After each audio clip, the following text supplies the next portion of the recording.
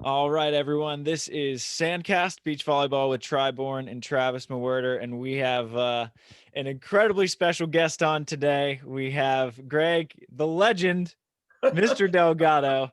How are we doing, Mr. Delgado? I'm doing great. Great to be on your show. It's so good to have you on. Yeah, anytime that I see Greg Delgado during the day, is automatically better. That's very kind of you. I mean, there's a lot of ways to look at life. You might as well be positive and enjoy it. Lots of smiles. Lots of smiles. But so you were getting into your background before. I want to give the listeners kind of a little context.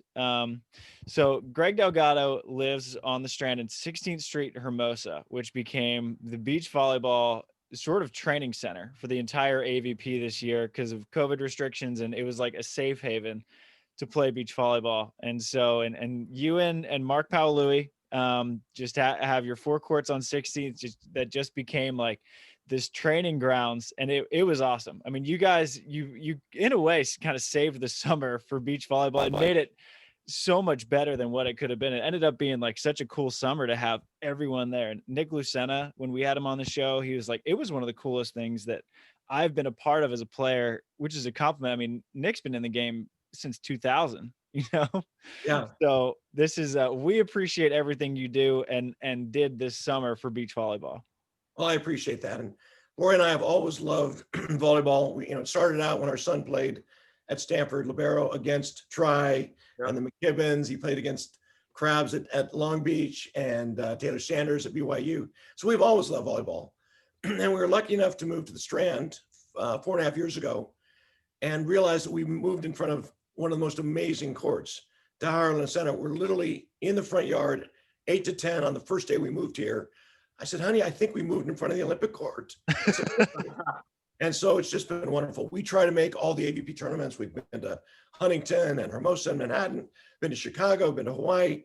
And just the AVP vibe is so cool. It's just fun to hang out, fun to get to know the players, fun to watch these amazing athletes.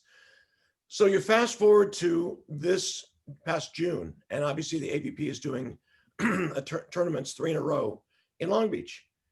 And the players obviously are flying from all over the country. The top 72 players in the country coming to the South Bay to play in these great tournaments. And at the same time, disaster strikes, COVID hits, the county closes the beaches. There's no more, the nets are all cut down. There's no beach volleyball allowed. And we said, whoa, this is awful. We're so excited about everyone coming to the 16th Street or at least playing on the beach, and now they have no place. So a group, including Paaluhi, kind of headed it, talked to the city and said, listen, if we live by a certain protocol, only twos, only the pros, very small groups, the coaches will wear masks. If we can live by that protocol, by the way, the pros Travis, you're tested every Monday for a month. And so we know that you're clean, you're totally safe. So we have just the pros and the coaches, live by that protocol. Is it okay if we have 5 courts at 16th Street with nets and lines up? And Paaluhi was able to talk to the city of Hermosa Beach and get a tacit approval. I mean, they're not going to change the rules, but they basically said, you're probably not going to get tickets as long as you stick to that protocol. So it was the right time at the right place for us. We were just incredibly lucky, unlucky that COVID hit, unlucky that no one had a place to play, but lucky that we were able to get courts approved in our front yard. Yeah. So the news traveled very quickly because people said, no one else to practice, nowhere else to practice. If I do, I might get a ticket. And I understand 16th Street is a place you can play. So we got our minds together and my number got passed around and people would call me the night before. Hey, is there a court open for me tomorrow at 8? Yeah, absolutely. So I formed a little Excel spreadsheet and people from all around came to start playing. And I think the more people started playing, the more fun they had because they saw the other 4 courts with pros on and playing. So I would get little white index cards. I'd put them on each poll the night before. Okay, Taylor Crabb's at 8, Bourne's at 10, Travis is at 12. And so everyone knew when they got a chance to play. They could come to the courts. They'd know the court was set up for them. They know the lines were right. The height of the net was right. There was antennas up most of the time. And the name was on the pole so they could play. So it was really an incredibly accelerated, exciting time. And I can see why Nick said, hey, this is kind of fun. Everyone's here. And it's really a great time. One little other short story. Yeah. So I called the announcers, Kevin Barnett, and I said, "You're not going to believe what's going on down here. We got all the top players playing midweek. And I know you're on the announcing booth during the weekends, but they're here midweek and they're all here every morning, Monday through Thursday, Friday and Saturday and Sunday. You have them in Long Beach, but Monday through Thursday, they're here." So he came down, he brought his other announcer, he brought his film crew, and now they're on the courts interviewing everyone and just having a great time. So it was really, really fun. And I will say, it was great to be able to give to the pros to find a place for them, but there's some gigantic selfish reasons for me. I have a couch on a deck right in front of the main court. I get to sit and have coffee and watch some of the best volleyball in the United States every morning. So it was fantastic. That's pretty wild. It's interesting. I don't think most fans that are around the country that haven't experienced the California life don't realize. They probably don't realize that, like, you usually won't get, once we get into season, we're scrimmaging two teams playing against each other, but you're not going to find a bunch of the top pro teams like within the same area. It's, you come down to the South Bay, it's definitely the place to watch, and you can bike up and down and find people, but you're never going to watch them all in one place. It's not like we have training groups with the national team, like that's kind of becoming a thing, but right. I mean, you never have everyone in one place. It was a very we had Phil and Nick were scrimmaging Casey and Theo, while me and Trev were scrimmaging Hayden and K-Spear, and then April and Alex are on the other court. And I was like, wow, this is unique. Like, you'd think that this would happen more often because we're all on the national team. Right. It really doesn't. It was definitely a unique circumstance that pulled it all together. It was fantastic for us too. I mean, a number of spectators, even though we didn't want big groups, people found out about it and would come down and kind of quietly watch from the side, being socially distant, but watch. And it was pretty amazing. It was cool. And the index cards, it gave it like a very official look at it. Was almost like, because FIVB, you need to sign up for a court time. It was like the most professional training domestic center we've had. It was cool. Well, I have tremendous respect for you guys. I mean, you guys are some of the best athletes in the United States, if not the world. And unfortunately, unlike other sports, there's not the millions of dollars for the athletes. I mean, you can imagine LeBron James is not going to go out to set up his own net to go play a basketball game. Right. Or Tiger Woods is, when he goes out there, he's got his tee time, he's ready to go. And I said, you know what? These pros deserve to be respected. They deserve to have their own court, and it needs to be ready, and their name needs to be on it. And it's just a level of respect you guys all deserve. And we tried to meet that. And I had a real kick, Miles Partain, of course, a young 18-year-old superstar, up and coming guy. And the first time he saw his name on the poll, he said, "Oh my gosh, my name's on the poll." Made my whole month. And just that one comment, I mean, he appreciated it. And so we work hard for you guys. And if you appreciate it, that's fantastic. There are no better kids than Miles Partain. He's as good as they come. Yeah. Have you, go ahead, Mr. Greg? At the end of it, again, I did this for selfish reasons. I already told you why. Sitting on that porch, having a cup of coffee in the morning, talking to you guys, amazing. I mean, I'm a total lover of the sport. Lori and I would go and spend $100 a day to be in the VIP seats. Now I got to watch you free, having a cup of coffee from my house. Amazing. So the last week, people were very, very appreciative. And I did it for selfish reasons, but they brought bottles of wine, a bottle of tequila, flowers, muffins. Kevin Barnett made me a cutting board inscribed with my name and a court, and it said undisclosed location, which he used that name in his announcement.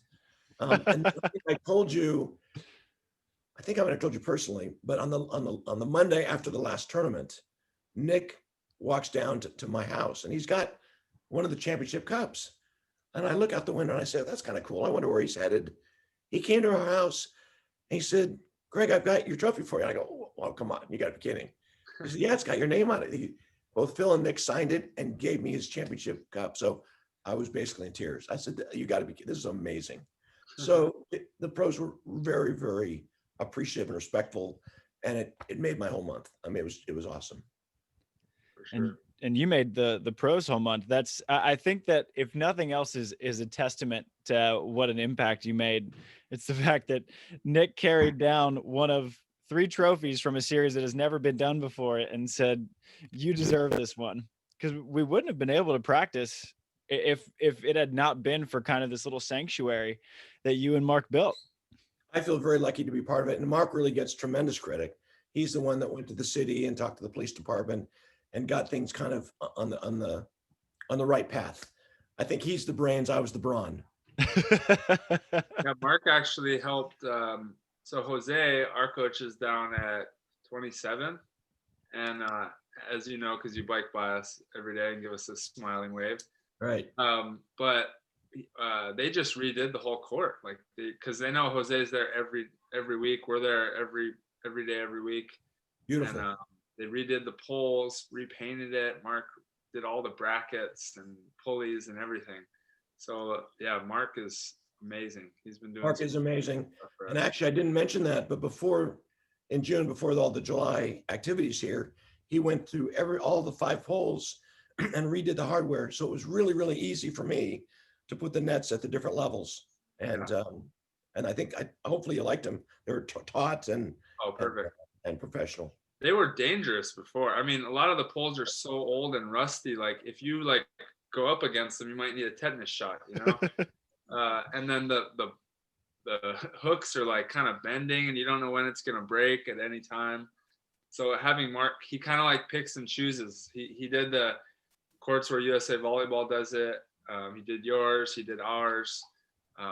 And that's just huge for us. He actually has a company called Sand Court Experts. So if anyone out there wants to get a sand court built or something like that, he's the guy for sure. I think a couple of the college programs used Mark's company to build their courts. I think he knows how it's done. He's made a few of them. Well, he also worked at USA Volleyball, I want to say not anymore, not because of the pandemic, but he was in the high performance program at USA Volleyball for years. Obviously he played as well. So right. Yeah. Well, and it's starting up again. I'm starting to get calls now for this upcoming season. Right now, it's a few of the Olympic teams that are hopeful that are starting to gear up because I think that competition. Much better than I do, but I think it's going to start coming up in a couple months. Yep. And it's going to be very exciting to see which of the 2 of the 3 men's teams make it, and which of the 4 or 5 women's teams make that second spot. So it's going to be exciting. But even starting this week, several of the teams are starting to train hard right here in front. Yeah. As I mentioned before, I'm renting a place right down the street. So it's fun actually living close and being able to walk down and kind of socialize from afar and see who's training. If I see the guys out there too often, I got to get my butt back out there. You work so hard, you're going to have no problem with that. We'll see. Where did this love of volleyball begin for you, Mr. Greg? Did you play growing up, or did it begin with when your kids started getting pretty good? Yeah, no, I'm just an intermediate. I played when I was younger, but I'm just still an intermediate. And I actually take lessons before COVID 3 or 4 times a week. I take from Chelsea Hayes, Madison's fiance. Okay. And that's another reason how I got to know Madison very, very well. I love the game, but at 62, my jumping's limited. So I'm a having fun intermediate guy. I just love the game. And I think it's incredibly athletic game. I mean, all you pros are just fit as a fiddle, and it's an interesting game to watch because you can get 10 yards away from some of the best athletes in the country. There's great strategy. There's great stress. There's only 2 of you. You can't blame on anybody else but one of you 2. So we just totally love the game. It's an amazing, amazing game. I think the first time that I actually met you was in Hawaii last year when me and Burek were in the qualifying round against Rosie and Brian Cook, and it starts drizzling try. And so out comes Mr. Delgado with a towel, and he's just running, shagging balls, trying them off, and he just became the ball boy for the qualifier. That was my first experience ever, and that was, we were going to watch your match. It was so much fun. It was the last match to get into the main draw the next day. Super important match. And again, it started raining, started drizzling. and the ball's wet and there's sand all over it. So we went and talked, my friend and I, we went and talked to the referee, can we be ball boys on each side? And they said, sure, if you want to do it, sure. So we said, this is a great way that we can just stand back there and help and dry the ball off and give you guys a better chance of playing good volleyball. Loved it. Absolutely loved it. It was a squeaker. You didn't quite make it, but you made 3 sets. It was a good match, but it was so funny. I just saw you like wiping off the ball and I was like, this is awesome. We're getting there watching. I might as well help. We're getting the VIP treatment. Must be selfish reasons from you though, right? Well, it is selfish reasons. I got to hang out with you guys. An honor for me to be able to hang out with you guys. We need more people to be selfish like you. Very fun. We can't wait till COVID's over and tournaments start coming up again, and we'll get to Chicago, we'll get to Hawaii again. Maybe we'll even make it to Austin or New York. We'll see. It's going to be exciting. I'm thinking your Hawaii ball shagging experience wasn't quite as, or your Long Beach experience wasn't quite as nice as your Hawaii one. Why don't you tell us a little bit about that? Because, well, from my perspective, I'm there all weekend grinding away and like, but I'm going back to the players' tent and resting and putting my feet up. And you're out there the whole time as a volunteer, just in the blazing sun, standing in a parking lot. And I can't believe you even made it through that. Did you do all 3 weekends in Long Beach? I did. It was, I'll be honest with you, it was a little work. It was 9 days, three days a week times 3 weekends in a row. Oh my God. And it was hot and we had to wear a mask all, 9 hours that we were working. But it was so worth it. It was just so awesome. I talked to Madison about 2 or 3 weeks before the tournament. I said, I got to go. I got to find a way to go. I'm not an announcer. I'm not a referee. They're not letting anyone else in. How can I? And somehow the idea sprung up. Hey, they're letting ball boys go. I could be a ball boy. Right. So Madison said, I'll see if I can get you in to be a ball boy. And he called me back the next day and he talked to Josh and said, yeah, I think we can fit you in. So I showed up as a ball boy. I said, by the way, I volunteered for free. And they said, we can't do that. We have to pay you. So I actually got paid instead of being in VIP seats. I got paid to be on the court to hand you guys the ball. And it was hard work, but it was totally worth it. I'd do it again, absolutely, in a minute. It was just that much fun. You probably lost about 10 pounds of sweat out there too. Which I needed to lose. Yeah, no, it was really, really fun. And the ball, all the ball people were close knit. We all ate lunch together and they treated us well, plenty of drinks and plenty of food. But while we were on that court, we had to be very serious, especially when the national broadcast was on. Then we had to be really on our own. Right. You guys did a good job. Thank you. And I could tell like who was doing what, because certain people would just put the ball up there. Other people would like put it with the logo facing out. And it was almost tempting not to like, I was tempted to just like start talking with you because it was so quiet. You're the only one standing there and I'm like delaying the game half the time, like trying to like take my time and stroll back. I wanted to just like start a conversation, but well, that was probably the hardest thing, is that I knew a lot of you guys, and we weren't allowed to say a thing to you. We couldn't even say great job or well done. We had a mask on, yeah. And we had a mask on, so you couldn't say anything. Yeah. But it was amazing, and congratulations on winning the last one. That was amazing. That was especially when Phil had really raised his game for those tournaments. He won the first 2, and you knocked him off the podium on the last one. Yeah. Well done. Appreciate it. How often? Go ahead, Mr. Greg. Could be things to come as we start training for the Olympics. That's the plan. I wish I had a Porsche because of it, but it's all good. I just like on here. By the way, I'm going to say it here on air. You make the Olympics, Lori and I are coming to Tokyo. All right. Yes. More pressure. I like it. January 12th. It is documented, Mr. Greg. And again, it's for selfish reasons. Of course. We'll have to grab some sushi out there, assuming that things are mellowed out and we're allowed to. Yeah. How often do you and Ed Keller just nerd out about volleyball? Because I don't think I've met anyone as passionate about volleyball as Edward Keller. And he knows so much. And I feel like you two can probably just riff on volley all day long. Well, you're totally right. I'm not a 10% of what Ed knows. Ed's been at this for 25 years. He's my next door neighbor, and he's sitting in front of 16th Street as well. And we watch you guys play, and we talk together about it. But he's been doing this for 25 years. He travels around the world to the FIVB tournaments. And in the beginning, 4 years ago, you would tell me these stories about the quarterfinals of, it was in Berlin, and Tri was playing so-and-so, and it was down to the, 12 all in the third. And I said, there's no way. It's just BSing me. And I would go home and Google and look it up, and he's right every time. He's brilliant. He is absolutely brilliant. He knows everything about volleyball, and he's a great neighbor to have. We actually drove down. So much more than I know about my own game. Like, I couldn't tell you who I played in like the semis or quarters of these events. No, he knows. He definitely knows. So we drove down to Huntington last year together to watch the tournament together. But he is a great volleyball mind. 100 times more than me. I'm just an enthusiast. He knows what he's talking about. There can only be so many Ed Kellers in the world. Like I take pride in how much I know about the game and the history of it. And Ed smokes me in anything. And I'm like, damn it, Ed. I gotta catch up.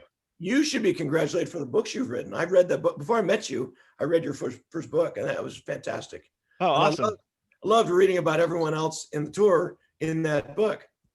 Yeah, that was a fun one to write. How many have you written now?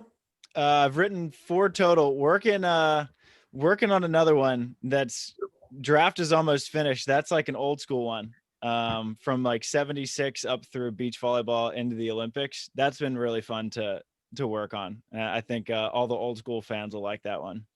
Yes. You'll be competing with Sands of Time. Yeah, I've been using those. They're like my textbooks. I've been using them for research. They're super useful. Awesome. Yeah. Awesome. Have you gotten a hold of our children's book, Greg? No. Volleyball for Milkshakes, based on my childhood growing up at Outrigger. Seriously? Oh yeah.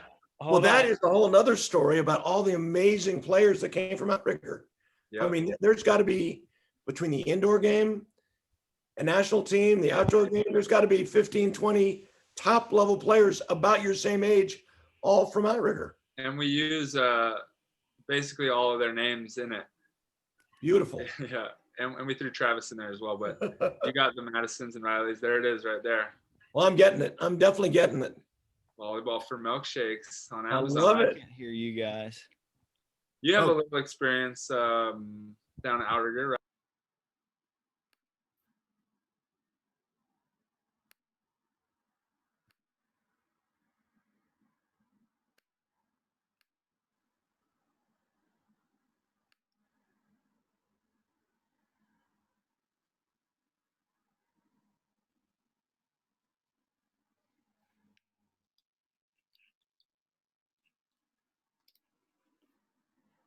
Amazing. Bucket lister.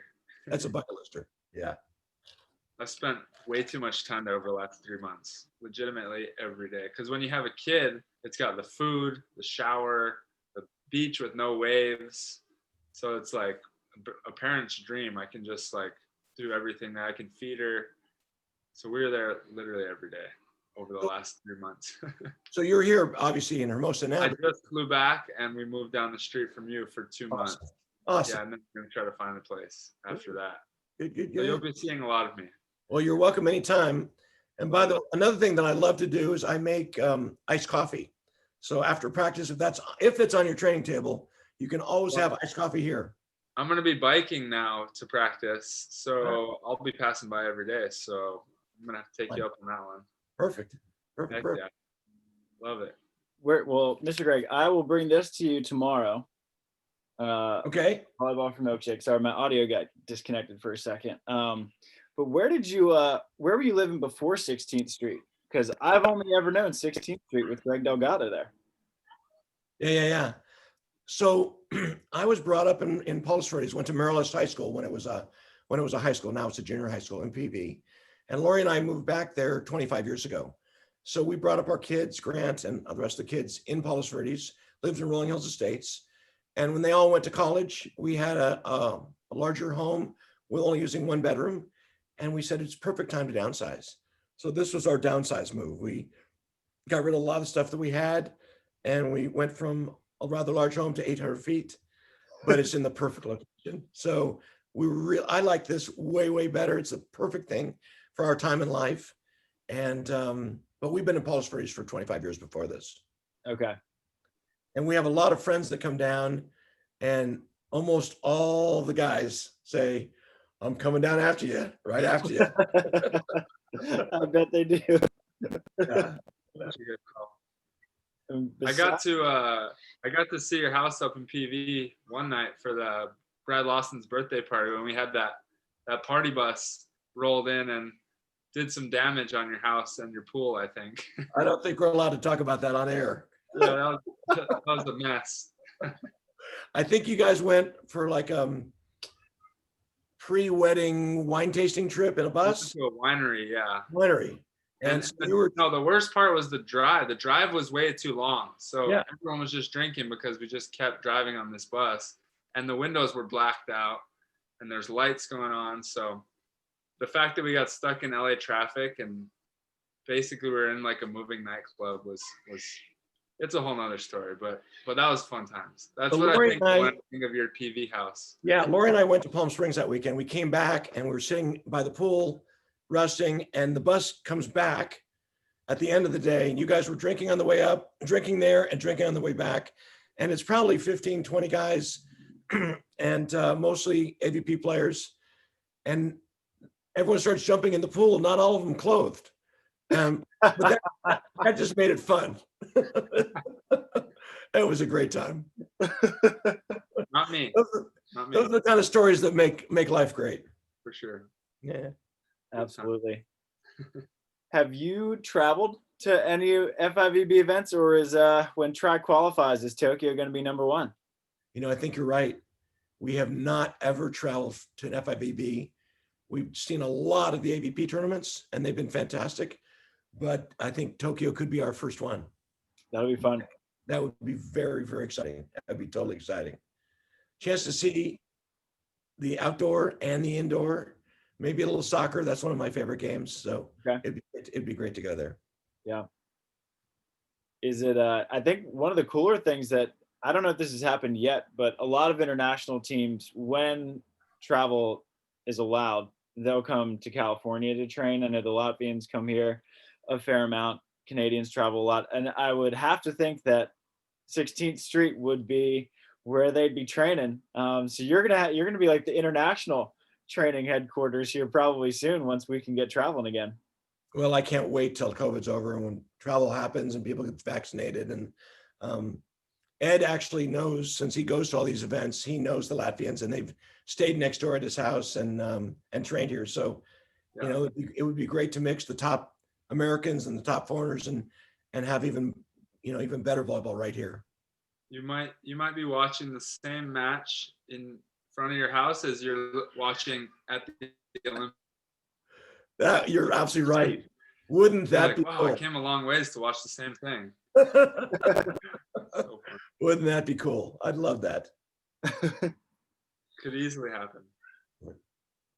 Is I feel like one of the coolest parts about the 16th Street community is the fact that we all train there, right? Everyone trains there, and but you also have just like that stoop area where, you know, I'll look over and Troy's having coffee, or Riley and Carly are hanging out. And I feel like just the fact that you've created like this little area just before and after practice, just for players to mingle both with you and other players. There's like this social element where, you know, it was like this huge bonding. It still is this huge like bonding familial place for the entire AVP. Not even just getting front row VIP tickets. You're just chatting with them all the time. Well, and that's one of the benefits for us, because we have so much respect for you guys, that to have you train here and then come after practice and have iced coffee, or it's just it's a joy for Lori and I to be able to hang out with you guys. I do have a funny story. When a year and a half after we moved in, one of the only AVP players we really knew in the beginning, Taylor Crabb. Taylor played at Long Beach and he played against Grant, and Grant knew Taylor pretty well. I think they were the same age. And so when Taylor was playing in the Hermosa Beach Open, I texted Taylor and said, Taylor, we have a place here a block or two away from the tournament, and I know you and Jake are going to be playing the tournament. Instead of going to the player tent, I'd be happy. We're going to be at the tournament all weekend, so our house is going to be vacant. If you'd like to use our house Jake can drive up from Huntington and park at our space and use our house between matches. And I had no idea what he'd say, but he said, sure, sounds like fun. So we vacated the house. We got the Golf Channel on for Jake. We put bananas on the counter with ice water, and we left. And so Taylor and Jake and their coaches and maybe some of the family members came here between matches, just hung out and just, but they ended up winning the tournament. So we are at the tournament and they got the trophy. And we dilly-dallied the tournament a little bit more. And we come back and there's 40 people on our deck and in our house. Frank Cook's making burgers on the barbecue, and Hovland and Daughter here in the front, and a lot of the AVP players from the tournament. The trophies are here. I go, oh my God, Lori, look what happened to our house. You gotta know what's gonna happen when you invite Taylor over. Yeah, exactly. That's exactly right. But it was great. And it's just what life's all about. It just makes life fun. So we've really, really embraced the whole AVP, and it's been a way more of a benefit for us than for them. Well, I think that we can all, not just us two on the podcast, but everyone who played beach volleyball this year can say that you provided a lot of value for all the beach volleyball players, and not even just the professional ones, but the ones who play recreationally there at your place. I'm sure that they think it's pretty cool to be playing next to April and Alex some mornings, and Jake and Taylor the next morning, and Chase and Avery the next morning. It's a pretty cool little thing you built. There is a little buzz around here, and Ed gets credit, Mark Paaluhi gets credit, but there is quite a bit of buzz to say, oh my gosh, look who's playing next door. It's pretty neat. It's really awesome. Right. Yeah. Well, Mr. Greg, go ahead. There's a lot of people out there that don't really realize that they can just come down and watch volleyball here. And we kind of talk about it a lot. Like we want more people to come and like know where we practice, and when it's all in one place, it's a lot easier for people to understand that. Like when people are lining up on the strand, like, I don't know, as a professional, it kind of makes you feel more professional, right? Yeah. We're kind of hidden down the way. Jose doesn't want people using his court right as much, because it's hard to get, if there's a lot of regulars out there, it's hard to get them off. But it's good. Like we want people to know 16th Street is a spot that a lot of people go. Come down to 27th Street if you want to watch us play, because we want to build it. That's the coolest thing about beach volleyball, is that I don't think there's any other sport where you can get as close to the players. Like what professional athletes practice in a public place? It's like the NBA guys going to like outdoor courts or something. Right. You can just roll up and stand outside the fence and watch. That's just one of the coolest things about our sport. Love your sport. Absolutely love your sport. And you're right. There's a lot to that. Being able to get to know the professionals, watch the professionals up close. It's a pretty special thing for a fan. It is. So if any Hermosa, sorry, Trey, you were cutting out. What were you saying? No, go ahead. Okay. I'll say, well, if there are any beach volleyball fans in Hermosa who want to see some high-level beach, the pros are training again. They're texting Greg Delgado to get their spots lined up. Yeah, we just had our first week of practice. Well, what is it? Wednesday? Yeah. We just had our first practices back here in Cali, and so we'll be back out there as well. I want to say everyone's pretty much, if you're not getting back out there now, well, if you're just playing AVP, maybe not, but yeah, I think it's a full go, and luckily the city's not locking the beaches down right now. I think they have a different attitude than the last lockdown. Last lockdown, it was a gut reaction. We have this horrible virus. We just got to stop everything. Now I think they're re-looking at things and saying outdoors, sun shining, winds blowing. Outdoors might be okay as long as it's in small groups. I think what really they don't want are groups of 50 or 60, but twos. Right. I think is they're letting that go because that seems pretty safe. Right. I think so. Well, Mr. Greg, we appreciate everything you've done for beach volleyball. Before, hosting Taylor and Jake, helping them win in Hermosa, to kind of giving everyone a spot to play this summer. So we had to have you on.